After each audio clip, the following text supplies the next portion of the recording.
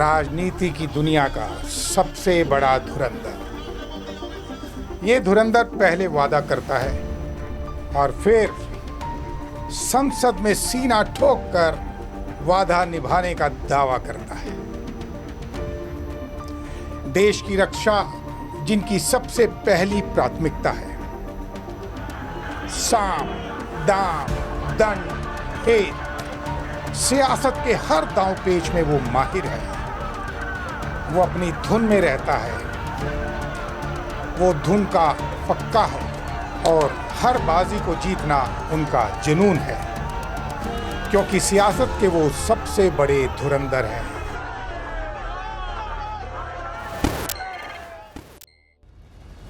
नमस्कार, मैं हूं राजीव गुप्ता। इंडियन अचीवर्स की स्पेशल सीरीज भारत के धुरंधर में राजनीति के सबसे बड़े धुरंधर हैं गृह मंत्री अमित शाह। दुनिया जिन्हें सियासत के चाणक्य के नाम से भी जानती है। भारत के धुरंधर सीरीज के एक और धुरंधर अमित शाह को आखिरकार हम सबसे बड़ा धुरंधर क्यों कह रहे हैं, इसके पीछे कई वजह हैं। किसी जमाने में नक्सलवाद को जड़ से खत्म करना लगभग नामुमकिन सा लगता था। नक्सलवाद की जड़ें इतनी गहरी हो चुकी थी कि वो पूरे देश को खोखला कर रही थी। नक्सलवाद कई रूप में समाज में घुल मिल सा गया था। विदेशी ताकतें और आतंकवाद नक्सलवाद की आड़ में बेगुनाहों को बेरहमी से मार रहे थे। नक्सलवाद के खिलाफ मोर्चा खोलने और लड़ने के लिए राजनीतिक इच्छा शक्ति की हमेशा से कमी रही। यहाँ तक कि कई राजनीतिक पार्टियां भी इसे विचारधारा की लड़ाई मानकर अपनी सियासी रोटियां सेक रही थी। लेकिन मोदी सरकार बनने के बाद नक्सलवाद के खिलाफ लड़ने के लिए सामने आए सबसे बड़े धुरंधर अमित शाह। मैं आज इस मंच से देश की जनता को ये बताने आया हूं कि नक्सलिज्म की हिंसा करने वालों का दिन लद गया है। गृह मंत्री बनने के बाद अमित शाह ने नक्सलवाद को जड़ से खत्म करने के लिए सबसे पहले बेहद सीक्रेट और सटीक रणनीति बनाई। इस धुरंधर ने एक ऐसी कोर टीम बनाई जो अनुभव के साथ जोश और जुनून से भरी हुई थी। नक्सलवाद के खिलाफ स्पेशल टास्क फोर्स बनाया गया, एक ऐसा टास्क फोर्स जिसमें हर एक सोल्जर अपने आप में धुरंधर था। फिर दुश्मनों के खेमे और उसे मदद करने वाली अदृश्य शक्तियों की एक एक गतिविधि पर पैनी नजर रखी। नक्सलियों की हर मूवमेंट को स्थानीय मशीनरी और तकनीक की मदद से ट्रैक करना शुरू किया।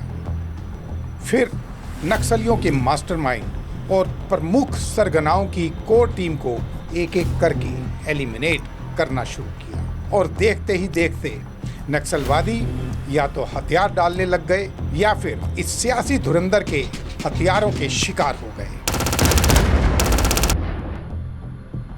सेंट्रल रिजर्व पुलिस फोर्स यानी कि सीआरपीएफ और स्पेशल फोर्सेस को लेटेस्ट ट्रेनिंग और आधुनिक हथियार दिए गए। छोटे छोटे कैंप, फॉरवर्ड बेसिस बनाकर उनकी पकड़ मजबूत की गई, यानी कि डेवलपमेंट और सिक्योरिटी साथ साथ चलने लगे। सरकार ने समझा कि सिर्फ गोली से समस्या हल नहीं होगी, इसलिए सड़क, बिजली, मोबाइल नेटवर्क जैसे इंफ्रास्ट्रक्चर बनाए गए। लोकल इंटेलिजेंस को मजबूत किया गया। नक्सलियों की फंडिंग जैसे एक्सटॉर्शन, अवैध वसूली पर कड़ी कार्रवाई हुई। ड्रोन, सैटेलाइट इमेज और आधुनिक कम्युनिकेशन सिस्टम का इस्तेमाल और डेटा एनालिसिस से ऑपरेशन ज़्यादा सटीक हुए। नक्सलवाद से प्रभावित राज्यों जैसे छत्तीसगढ़, उड़ीसा, झारखंड, महाराष्ट्र इत्यादि के बीच बेहतर तालमेल बनाया गया। आपस में ऑपरेशंस और जानकारी को साझा किया गया और यही थी उस सियासी धुरंधर की सबसे बड़ी strategy. Security plus development plus trust का कॉम्बिनेशन, यानी सिर्फ लड़ाई नहीं बल्कि लोगों का भरोसा भी जीतना। लेकिन सियासत के इस सबसे बड़े धुरंधर ने सिर्फ नक्सलवाद को ही खत्म नहीं किया, बल्कि इससे पहले भी देश हित में कई बड़े बड़े फैसले लेकर देशभक्ति की मिसाल पेश की है, जैसे जम्मू कश्मीर से आर्टिकल 370 और 35A को हटाना, नए क्रिमिनल लॉ को लागू करना, सिटीजनशिप अमेंडमेंट एक्ट यानी कि CAA को लागू करना।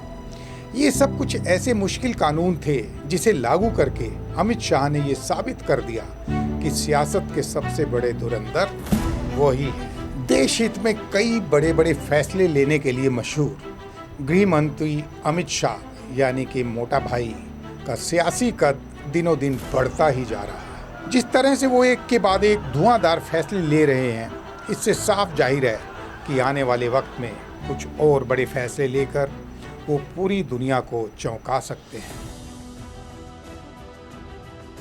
भारत के इस सियासी धुरंधर को हमारा सलाम।